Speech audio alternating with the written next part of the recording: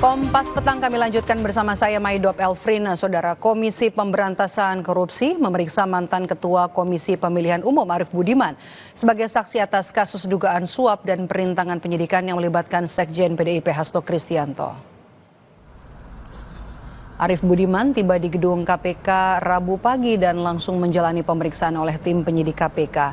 Selain Arief Budiman, penyidik juga dijadwalkan memeriksa Saiful Bahri, kader PDIP yang juga merupakan staf Sekjen PDIP Hasto Kristianto. Penyidik memeriksa keduanya untuk mendalami dugaan suap dan perintangan penyidikan kasus pergantian antar waktu anggota DPR Harun Masiku dengan tersangka Sekjen PDIP Hasto Kristianto.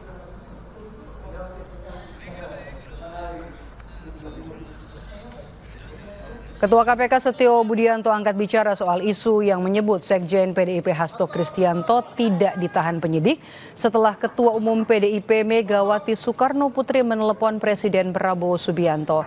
Setio mengaku tidak mendengar ada kabar komunikasi lewat telepon antara Mega dan Prabowo jelang pemeriksaan Hasto pada Senin lalu. Menurut Setio, penyidik punya pertimbangan sendiri untuk menahan tersangka atau tidak.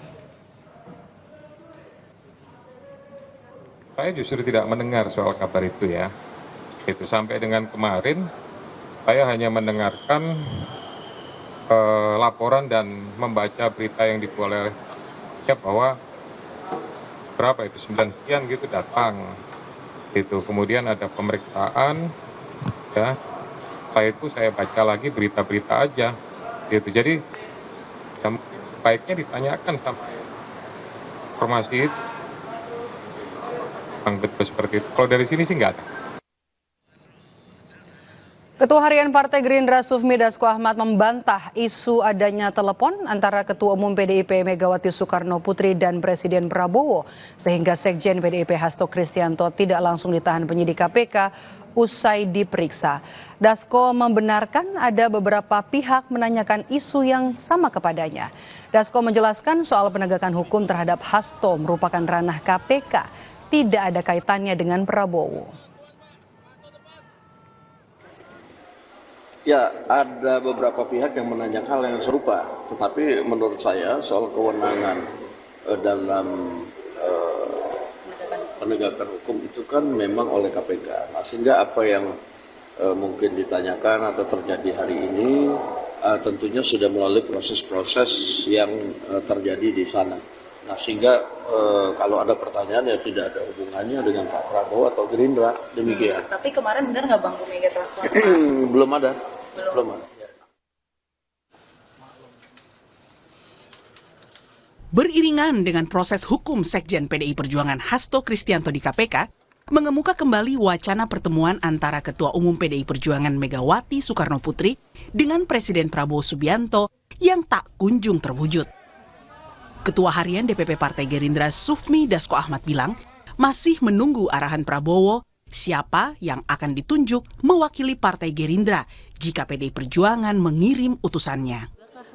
Iya, sampai saat ini kita belum mendapatkan berita siapa yang dikirim, tapi tentunya kalau memang ada nanti dengan seizin Pak Prabowo kan tentunya juga akan ditunjuk yang mewakili kan demikian. Nah itu kita akan menunggu. Dan juga saya sendiri belum kemudian mendapatkan pemberitahuan langsung dari Pak Prabowo. Tentunya kita akan sikapi semua dengan baik kan begitu. Dr. Megawati Soekarno Putri. Di acara hari ulang tahun ke-52 PDI Perjuangan di Sekolah Partai di Jakarta Selatan pekan lalu, Ketua Umum PDIP Megawati membantah anggapan ia bermusuhan dengan Presiden Prabowo Subianto. Dalam pidatonya, Mega menyinggung posisinya yang sama-sama ketua umum partai seperti Prabowo. Soal wacana pertemuan, Mega merespons bisa saja ia mengirim utusan. Pak Prabowo nih, orang mikir saya sama dia itu, wah kayaknya musuhan atau apa? Enggak.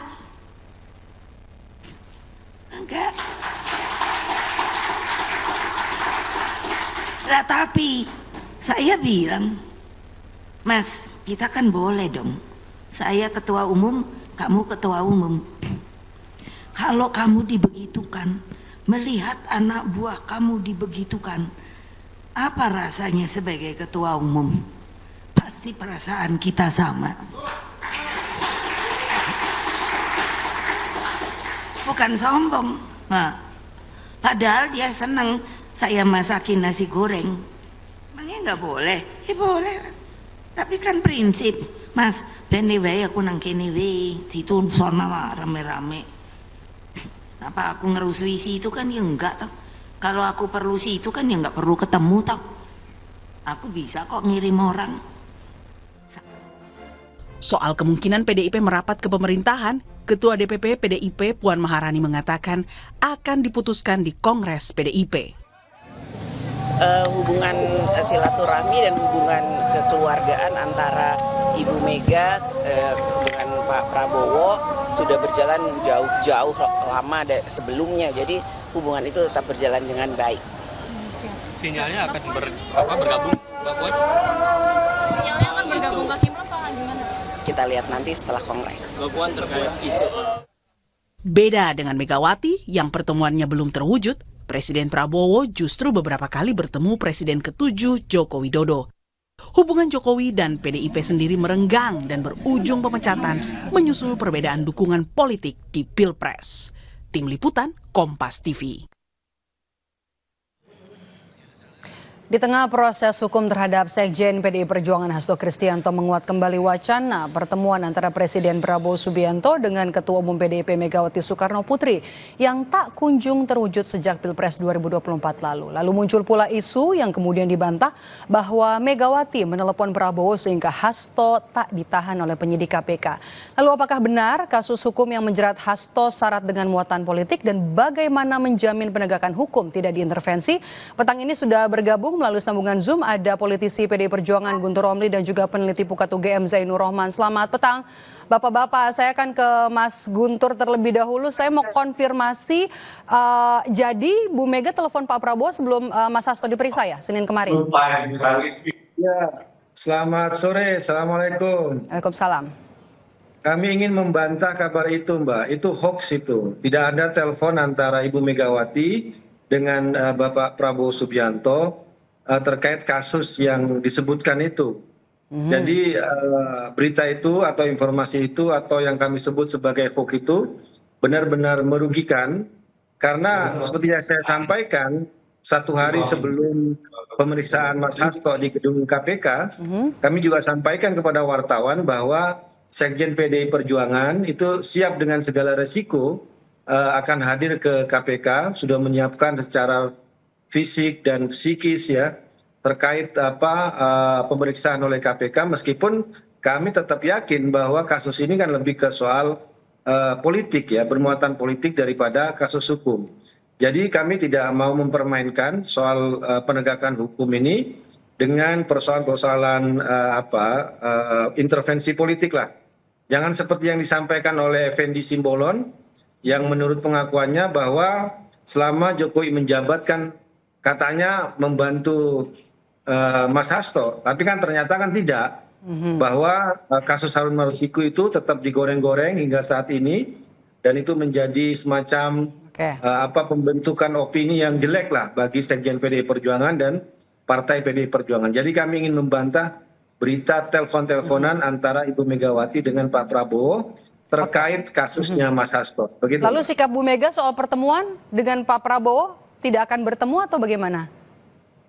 Kalau Ibu Mega sendiri kan sudah menyampaikan dalam cuplikan pidato yang menjadi pendahuluan acara ini bahwa beliau kan tidak bermusuhan dengan Pak Prabowo. Kemudian kalaupun juga berbeda hingga saat ini, PDI Perjuangan berada di luar pemerintahan, tidak di dalam. Tapi menurut Ibu Mega sendiri, ini kan bukan dalam bentuk oposisi. Karena dalam sistem kenegaraan kita, sistem presidensial kan tidak dikenal istilah oposisi dan koalisi. Tapi berada di luar pemerintahan atau ada di dalam pemerintahan. Dan menurut Ibu Megawati ketika PDI Perjuangan sampai saat ini masih berada di luar pemerintahan itu kan terkait dengan prinsip. Dan itu kan biasa saja kata Ibu Megawati. Saya sebagai ketua umum di sini, kemudian Pak Prabowo sebagai ketua umum di pihak sana, nggak menjadi persoalan.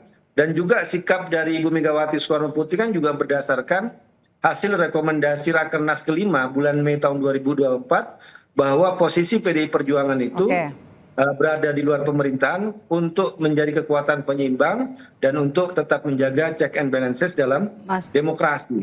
Begitu, Mas Guntur, ini juga jadi menarik ya, karena kan kalau kita mau mengutip apa yang disampaikan oleh Bu Mega pada saat pidato PDIP kemarin, kalau Bu Mega dan juga Pak Prabowo sama-sama ketua umum partai politik merasa kecewa kalau anak buahnya dibegitukan. Apakah yang dimaksud dibegitukan begitu adalah merujuk ke kasusnya Mas Hasto?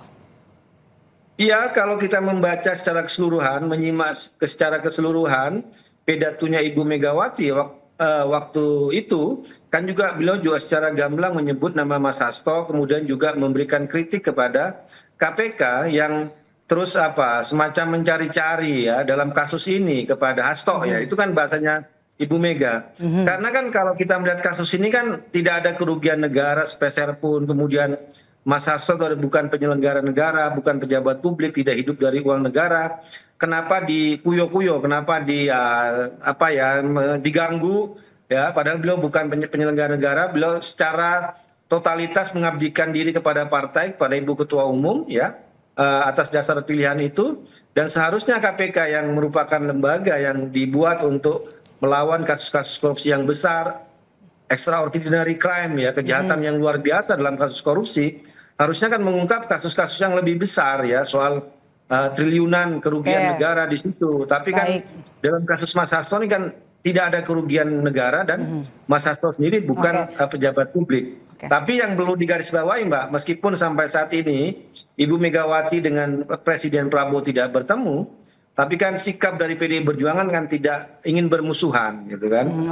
Bahwa seperti disampaikan juga oleh senior kami Mas Ahmad Basara, meskipun PDI Perjuangan berada di luar pemerintahan, tapi itu berbeda sikap seperti waktu PDI Perjuangan berada di luar pemerintahan zamannya Pak SBY. Tahan dulu Mas Guntur, saya mau ke Mas Zainur. Mas Zainur, Anda bagaimana melihat penetapan tersangka terhadap Hasto Kristianto? Apakah ada potensi nanti kemungkinan ini Hasto lepas lagi?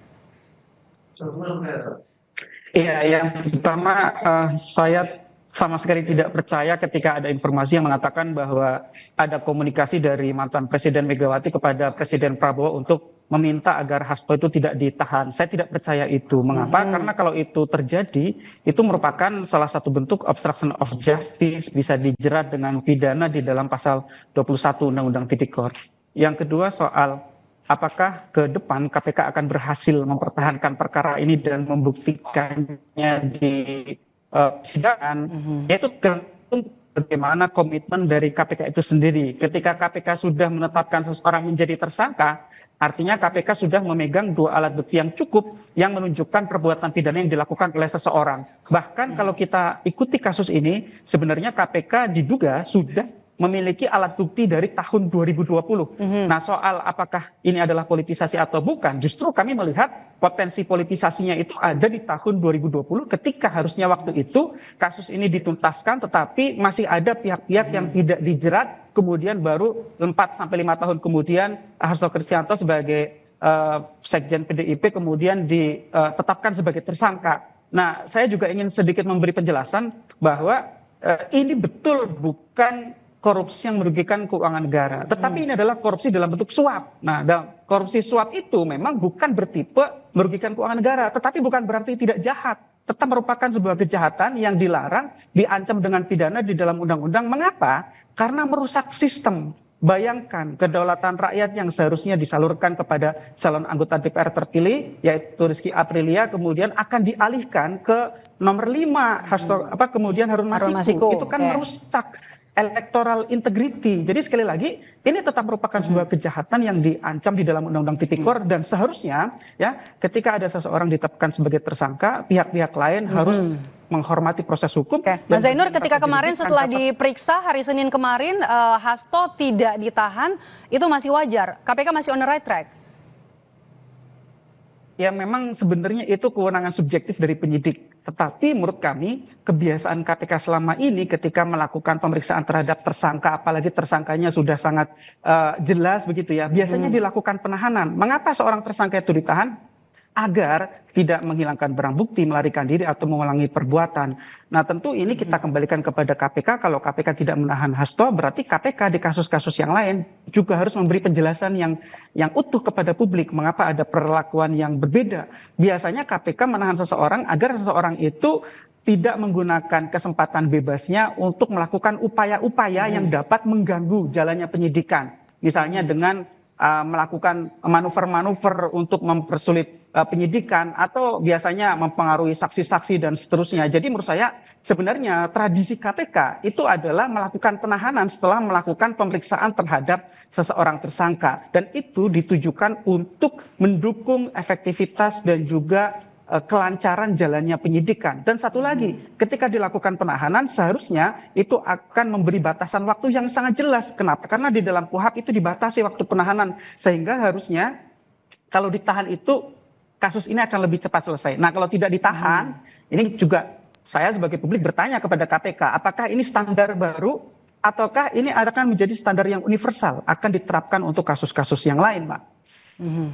Oke, saya kembali lagi ke Mas Guntur. Ini juga apa yang disampaikan oleh Bu Mega banyak sekali yang bisa dicuplik pada saat HUT PDI Perjuangan kemarin, termasuk juga soal pertemuan. Kalau tidak bisa ketemu dengan Pak Prabowo, bisa saja lewat utusan. Apakah ini bisa diartikan, bisa dibilang sedang ada negosiasi atau sinyal untuk bernegosiasi? Ya, kalau terkait utusan itu kan selama ini juga sudah dilakukan, Mbak. Salah satunya kan Mas Ahmad Basara yang juga menerima amanat dari Ibu Megawati Soekarno Putri jauh-jauh sebelum HUT partai ini atau jauh-jauh sebelum kasus Mas Hasto ditetapkan sebagai tersangka. Sebagai tindak lanjut dari pencabutan TAP MPRS nomor 33 tahun 1967 yang di situ ada tuduhan yang kejam terhadap Bung Karno sebagai pengkhianat, kemudian keterlibatan dengan G30 SPKI, dan itu sudah dicabut oleh pimpinan MPR pada waktu itu. Kemudian sebagai tindak lanjut dari pencabutan TAP MPRS tersebut, Mas Ahmad Basara yang juga wakil ketua MPR dan sekaligus juga kader PDI Perjuangan, ya juga menemui Presiden terpilih waktu itu Pak Prabowo Subianto, kemudian dengan penuh kesungguhan dan keseriusan ingin menindaklanjuti terkait pelurusan sejarah, termasuk juga pengembalian hak-hak dan kehormatan Bung Karno sebagai Presiden RI yang pertama. Karena kan TAP MPRS itu kan dari tahun 67, kemudian baru dicabut tahun 2024, dan selama itu pula hak-hak Bung Karno sebagai Presiden Republik Indonesia pertama kan tidak pernah diberikan oleh negara. Hak-hak nama baik, kemudian juga hak-hak seperti finansial dan sebagainya.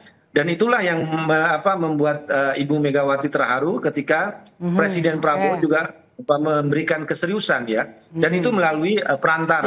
Kemudian Mas Pramono Anung juga mengaku sering diutus oleh Ibu Megawati Soekarno Putri untuk menyampaikan pesan, Mbak. Jadi selama Mas ini Guntur, komunikasi apa yang itu sudah berjalan. menurut Anda apa yang ada di balik isu telepon antara Bu Mega dan juga Pak Prabowo, kenapa bisa muncul, kemudian dibantah ramai-ramai, dan kemudian apa yang Anda lihat ada di belakang isu ini? Kalau menurut saya itu hanya hoax, hanya rumor yang dibikin oleh orang yang tidak bertanggung jawab, hanya untuk mengalihkan sebuah isu.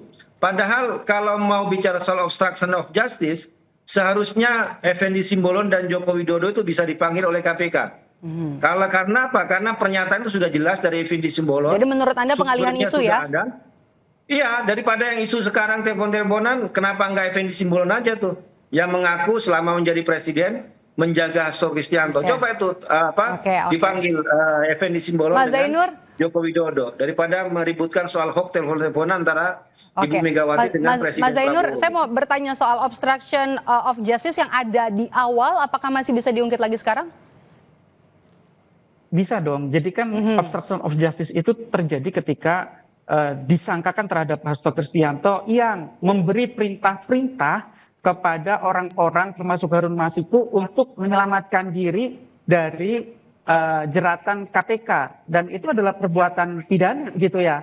Nah, ini bisa menjadi potensi obstruction of justice yang baru jika ada pihak-pihak yang mencoba menghalangi penyidikan terhadap Hasto Kristianto. Kalau tadi Bang Guntur menyampaikan, kalau benar misalnya Pak Jokowi berdasarkan informasi Effendi Simbolon misalnya melindungi dan menghalang-halangi proses penyidikan terhadap Hasto Kristianto di tahun 2020, itu pun bisa kalau sekarang misalnya ada hembusan informasi yang saya tidak percaya itu bahwa Bu Mega menelpon Pak Prabowo agar tidak menahan seorang Hasto Kristianto di KPK. Kalau peristiwa itu real benar terjadi, itu juga bisa dijerat sebagai obstruction of justice. Jadi sekali lagi, obstruction of justice itu adalah sebuah kesengajaan yang bertujuan untuk merintangi atau menggagalkan sebuah penyidikan perkara tindak pidana korupsi. Dan itu bisa dijerat terhadap siapapun kalau setiap orang itu memang punya tujuan, sekali lagi, untuk merintangi penyidikan. Nah ini sekarang kita tunggu proses di KPK. Harapan saya adalah KPK jangan berlama-lama di dalam menangani kasus Hasto Kristianto ini, karena ini kasus panas sekali, agar segera bisa ada kepastian hukum gitu ya. Nah, terakhir Mas Zainur, bagaimana kemudian kita bisa menjamin penegakan hukum di KPK untuk tetap independen dan juga berintegritas meski nuansa politik yang sangat kental di kasusnya Mas Hasto ini? Pertama, KPK harus pertama kali memenangkan dulu pra-peradilannya, ya. Itu bukti awal bahwa KPK memang benar-benar fight, serius di dalam menyelesaikan perkara ini. Yang kedua, nantinya di pokok perkara KPK harus bisa membuktikan. Kalau sampai perkara ini KPK kalah, gagal, maka menurut saya tudingan-tudingan orang bahwa ini adalah politisasi tidak akan terhindarkan. Jadi menurut saya ini semacam pertaruhan hidup mati bagi seorang Setio Budianto dan kawan-kawan ya. Ini mereka akan dicatat oleh sejarah apakah mereka memang benar-benar menegakkan hukum atau mereka punya agenda-agenda politik. Yang kedua menurut saya ini akan menjadi lebih terang sebenarnya kalau KPK segera bisa menangkap Harun Masiku. Gitu ya. Kenapa? Karena kan ini kasus terkait ya. Masa Harun Masikunya belum ditangkap tetapi Hasto Kristiantonya sudah ditetapkan sebagai tersangka. Harusnya setelah penetapan tersangka Hasto Kristianto, Harun Masiku biar segera ditangkap agar informasi tentang peristiwa penyuapan dan juga obstruction of justice-nya itu bisa utuh di depan persidangan. Dan ini menjadi tugas bagi Pak Setio Budianto, Ketua KPK saat ini, agar gitu ya, publik dapat informasi yang utuh. Terbalik singkat saja, Mas Guntur. Logika hukumnya terbalik itu. Logika hukumnya terbalik. Harusnya ya yang menyuap itu yang ditangkap Harun Masiku. Kemudian kalau mau dikembangkan kepada perkara lain yaitu berdasarkan pemeriksaan terhadap Harun Masiku. Di sini Harun Masiku belum ditemukan, belum ditangkap, tiba-tiba sudah dikembangkan Hasto Kristianto sebagai tersangka. Dan berdasarkan fakta-fakta pengadilan itu bertentangan, nggak ada itu hubungan antara Hasto Kristianto itu dalam putusannya Wahyu Setiawan, Agustiani, bahwa uang itu dari Harun Masiku. Jadi kalau mau ngembangin perkara, tangkap dan temukan dulu Harun Masiku, baru kembangin ke pihak-pihak yang lain. Jadi jangan dibolak-balik logika hukumnya itu. Gitu saya jelaskan secara hukum, Bang Guntur. Saya jelaskan secara hukum ya. Jadi penetapan seseorang sebagai tersangka itu didasarkan pada alat bukti. Kalau ada beberapa tersangka, satu orang tersangka itu melarikan diri, calon tersangka lain itu bisa ditetapkan sebagai tersangka selama ada kecukupan alat bukti. Terakhir, Mas Guntur, apakah nanti PDI Perjuangan bersiap untuk membantu KPK untuk memberitahu di mana lokasi dari Harun Masiku? Alat buktinya nggak ada kok. Fakta persidangan Hasto Kristianto sudah jelasnya terlibat. Alat bukti sangat banyak alat bukti ya. Alat bukti KPK pasti sudah pegang dulu.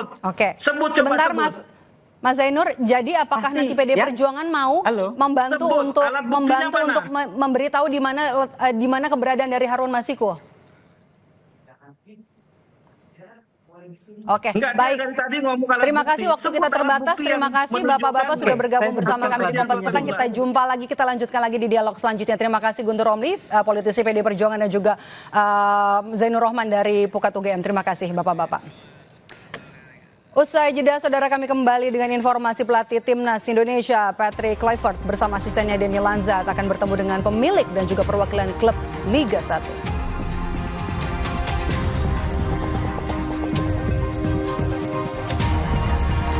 Polisi menyelidiki penemuan jenazah pensiunan TNI Angkatan Darat di perairan Marunda, Jakarta Utara. Polisi bilang tidak ada tanda-tanda kekerasan di tubuh korban.